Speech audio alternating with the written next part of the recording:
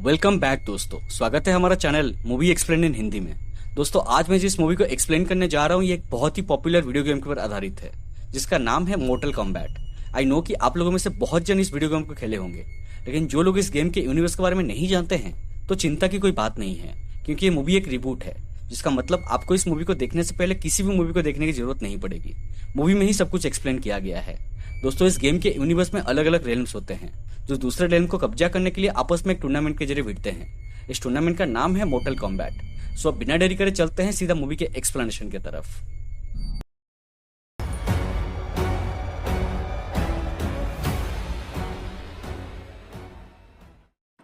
Movie शुरू होती है ईयर 1617 जापान में, जहां हम लोग हैंजो हासाशी और उनके फैमिली को देख पाते हैं। उनके फैमिली में उनके वाइफ, एक बेटा और एक न्यू बॉर्न बेबी गर्ल होती है। हैंजो एक बहुत ही ताकतवर क्लैन का लीडर होते हैं जिसका नाम है शिराई रियू निंजा क्लैन, और उनका एक राइवल क्लैन भी होता है जिसका नाम है लिन क्यू क्लैन, जिसको लीड करता है बी हॉर्न।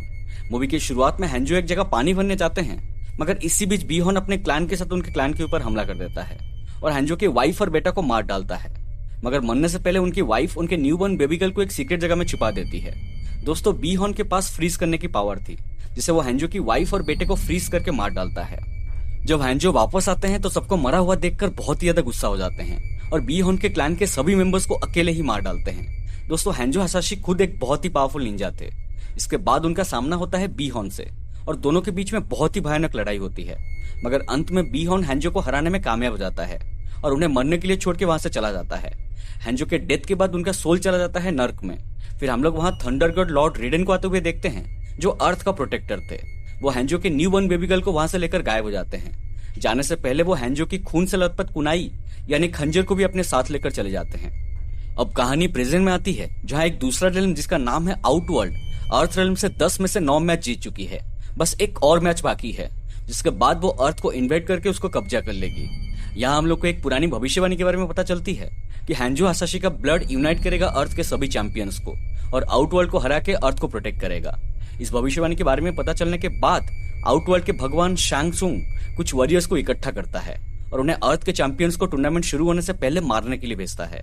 दोस्तों इन चैंपियंस के बॉडी में पहले से एक ड्रैगन बर्थ मार्क होती है, जिससे पता चलती है कि ये एक चैंपियन है। इसके बाद हम लोग कोल यंग नाम के एक इंसान को देख पाते हैं, जो कि एक रेसलर होता है।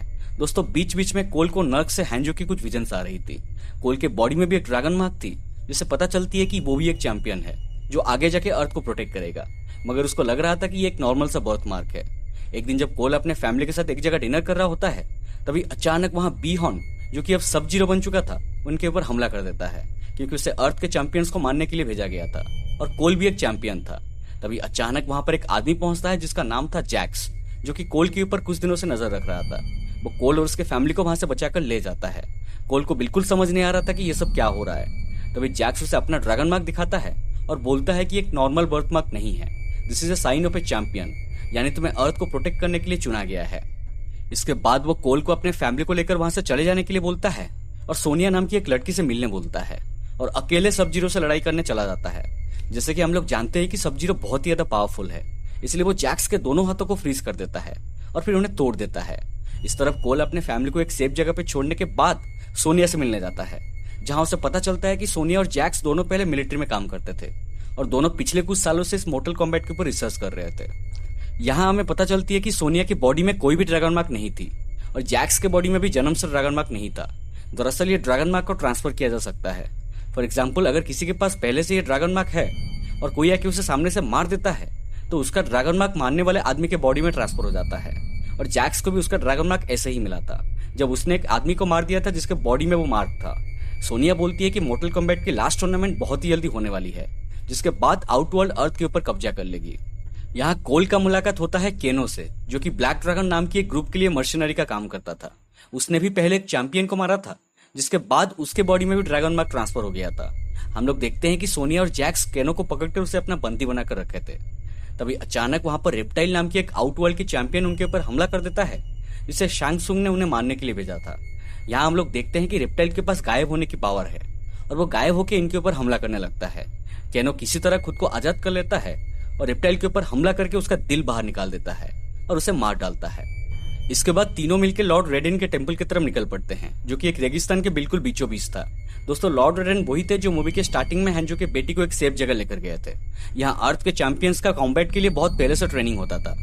यहाँ उनका मुलाकात होता है ल्यू कैंग से, जो कि एक चैंपियन था। वो उन्हें लेकर लॉर्ड रेडन के पास जाता है और बोलता है कि लो, अर्थ के चैंपियंस आ गए हैं, अब तो हम पक्का जीत जाएंगे। रेडन बोलते हैं, चैंपियन, मैं तो इनके साथ छुपन छुपाई भी ना खेलूं। एक तो साला मोटा है, दूसरा ना ही फिजिकली फिट ना ही मेंटली, और तीसरे के बॉडी में तो ड्रैगन मार्क भी नहीं है। पता नहीं क्या चैंपियन बनेंगे ये लोग। खैर, तभी अचानक सब-जीरो आके उनके ऊपर हमला कर देता है। ल्यू कैंग उसे रोकने की कोशिश करता है और हम लोग उसके पास एक सुपर पावर देख पाते हैं। ल्यू अपने हाथ से आग निकाल सकता था। इसे देखने के बाद केनो पूरा इंप्रेस हो जाता है और बोलता है कि मुझे भी यही वाला सुपर पावर चाहिए। इस तरफ सब-जीरो ल्यू के ऊपर भारी पड़ने लगता है, मगर तभी ल्यू के कजिन कुंग लाओ वहां पर पहुंचता है और अपने छुरी से भी तेज टोपी से ल्यू की जान बचाता है। इसके बाद हम लोग आउटवर्ल्ड के भगवान शैंग सुंग को वहां पर आते हुए देखते हैं। वो बोलता है कि चैंपियनशिप को मारो गोली, इधर आओ, यहीं पे ही सब निपटाते हैं। मगर रेडन बोलते हैं कि बिल्कुल नहीं, हम लोग रूल्स नहीं तोड़ेंगे, फैसला चैंपियनशिप से ही होगा। क्योंकि उन्हें पता था कि अगर मैं इन लोगों को साथ लेके लड़ूंगा तो चैंपियनशिप तो छोड़ो, अर्थ भी जाएगा हाथ से। इसके बाद वो उनके सामने एक शील्ड बना देते हैं ताकि आउटवर्ल्ड के चैंपियंस उनके ऊपर हमला ना कर पाए। इसी बीच में हम लोग जैक्स को भी वहां पर देखते हैं, जिसे रेडन बचाकर इधर लाए थे और उसका हाथ का इलाज चल रहा था। इसके बाद उन लोगों की ट्रेनिंग शुरू होती है, जिसके दौरान ल्यू बोलता है कि सभी चैंपियंस के अंदर सुपर पावर यानी आर्कैनो प्रेजेंट होती है। दोस्तों, मूवी में इस सुपर पावर को आर्कैनो बोला गया है, जिससे ल्यू कैंग के पास आग निकालने की पावर थी और क्यूंग लाओ के पास ब्लेड जैसा टोपी था। और ये आर्कैनो को डिस्कवर करना काफी ज्यादा इंपॉर्टेंट है, क्योंकि आउटवर्ल्ड के चैंपियंस बहुत ही ज्यादा पावरफुल हैं और बिना आर्कैनो के वो उनसे लड़ नहीं सकते। इन्हें पाने के लिए उन्हें बहुत मेहनत करनी पड़ेगी और पेन के थ्रू उनके लिमिट को पुश करनी होगी। अब रात को सब लोग खाना खा रहे होते हैं। केनो ल्यू और उसके भाई को छेड़ने लगता है। दोनों भाई भी पीछे नहीं हटते और उसका जमकर रैगिंग करते हैं। केनो एकदम से गुस्सा हो जाता है और अचानक उसके आंख से लेजर बीम निकलने लगती है। वो अपने अंदर की आर्कैनो को ढूंढने में कामयाब हो गया था। वो बोलता है कि अब कोई कुछ नहीं बोलेगा, नहीं तो यहीं पर पटक के भस्म कर दूंगा। इसके बाद कोल कितना भी कोशिश कर ले, कितना भी ट्रेनिंग कर ले, उसे उसका आर्कैनो नहीं मिल रहा था। यहीं पे रेडन कोल के सामने एक बड़ा खुलासा करते हैं कि कोल उन सब में से एक ही चैंपियन है जो ड्रैगन मार्क के साथ पैदा हुआ था। दरअसल कोल और कोई नहीं बल्कि हैंजो हसाशी का वंशज है। रेडन ने हैंजो की बेटी को पाल पोस के बड़ा किया था। उसके बाद फिर उनके बेटे, फिर उनके बेटे, और ऐसे ही कितने जनरेशन के बाद कोल पैदा हुआ था। उन्हें लगा था कि हैंजो की खून है इसमें, बड़ा होकर नाम करेगा, बेटा हमारा ऐसा काम करेगा। मगर ये तो सारा नेपोटिज्म का प्रोडक्ट निकला, टैलेंट तो है ही नहीं इसमें। रेडन बोलते हैं कि तुमसे ना हो पाएगा बेटा, तुम घर जाओ अपने बीवी के पास, हम देख लेंगे। फिर वो कोल को बिजली के जरिए अपने फैमिली के पास पहुंचा देते हैं।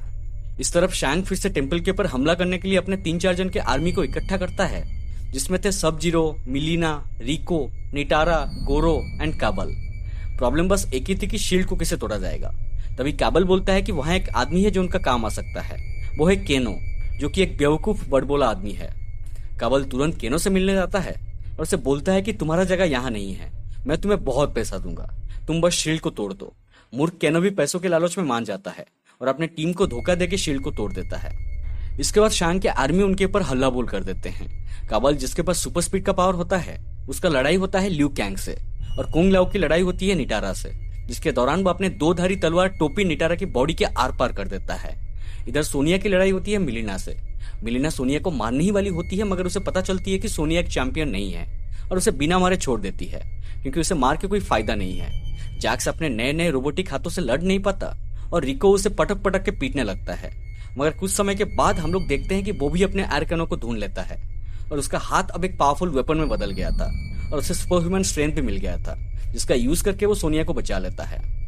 इसके बाद हम लोग गोरो को देखते हैं, जो कि 4 हाथों वाला मॉन्स्टर था।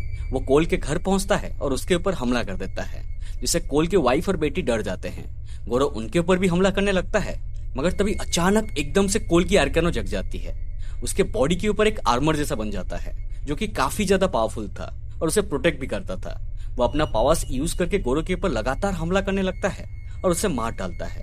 इसी तरह पुरानी भविष्यवाणी भी सच हो जाती है कि हैंजो हसाशी का वंशज अर्थ के चैंपियंस को इकट्ठा करेगा और अर्थ को प्रोटेक्ट करेगा। इसके बाद वो पहुंचता है टेम्पल, मगर वहां आउटवर्ल्ड के चैंपियंस उनके ऊपर भारी पड़ रहे थे। इसीलिए रेडन अर्थ के सभी चैंपियंस को लेकर एक वॉइड में चले जाते हैं, जो कि एक स्पेस था बिटवीन अर्थ एंड आउटवर्ल्ड, जहां उनके ऊपर कोई भी हमला नहीं कर सकता। मगर पोर्टल बंद होने से पहले कुंग लाओ को शैंग पकड़ लेता है और उसके सोल को खा जाता है, जिससे उसकी मौत हो जाती है। अब कुंग लाओ के मौत के बाद सब लोग बहुत ही ज्यादा दुखी थे। कोल बोलता है कि हमें थोड़ा स्मार्टली फाइट करना पड़ेगा। वो लोग टूर्नामेंट नहीं चाहते, मगर हम लोग उन्हें टूर्नामेंट देंगे। हम लोग उनसे 1 by 1 लड़के हराएंगे और लास्ट में सब मिलके सब जीरो के साथ लड़ेंगे, क्योंकि वो सबसे ज्यादा पावरफुल है। इस बात पर रेडन भी राजी हो जाते हैं और वो कोल को हैंजो की कुनाई यानी खंजर देते हैं, जिसमें हैंजो की खून लगी हुई थी। अगर आपको याद हो तो रेडन ने हैंजो के बेटी के साथ साथ इस खंजर को भी अपने साथ लेकर आए थे। इसके बाद रेडन सभी चैंपियंस को 1 by 1 आउटवर्ल्ड में भेजते हैं और उनकी हेड टू हेड बैटल शुरू होती है। ल्यू की लड़ाई फिर से होती है कैबल से। दोनों के बीच में भयानक फाइट होती है और ल्यू उसे एक ट्रैप में फंसा देता है और आग से एक ड्रैगन बना के उसे जला के मार डालता है और अपने भाई का बदला लेता है। जैक्स की बैटल होती है रिको से। दोनों के बीच में जोरदार लड़ाई शुरू होती है, मगर जैक्स रिको का सर बॉडी से अलग कर देता है। इस तरफ सोनिया की लड़ाई होती है मूर्ख केनो से। दोनों के बीच में कुंफू कराटे माफिक फाइट होती है, मगर जैसे कि हम लोग जानते हैं कि केनो एक मूर्ख है, तो वो अपना लेजर यूज करने से पहले सोनिया उसके आंख में एक नोकीला चीज घुसा देती है और उसे मार डालती है। इसे होता यह है कि केनो के बॉडी का ड्रैगन मार्क सोनिया की बॉडी में ट्रांसफर हो जाती है और वो भी एक अर्थ की चैंपियन बन जाती है। अब जब ड्रैगन मार्क भी आ जाती है तो उसे उसकी एयर कैनो भी मिल जाती है, जो होती है पर्पल कलर की एनर्जी ब्लास्ट, जिसे यूज करके वो मिलिना को भी मार डालती है। अब आउटवर्ल्ड के सभी चैंपियंस का खात्मा हो गया था, सिवाय एक सब जीरो, जो कोल की फैमिली को किडनैप कर लेता है और उन्हें एक जगह फ्रीज कर देता है। उसका मकसद ये था कि उसे वंस फॉर ऑल हैंजो का पूरा वंश को खत्म करना है। कोल भी अपने फैमिली को बचाने के लिए वहां पर आता है और दोनों के बीच में जोरदार लड़ाई शुरू होती है। मगर सब जीरो कोल से काफी ज्यादा ताकतवर था।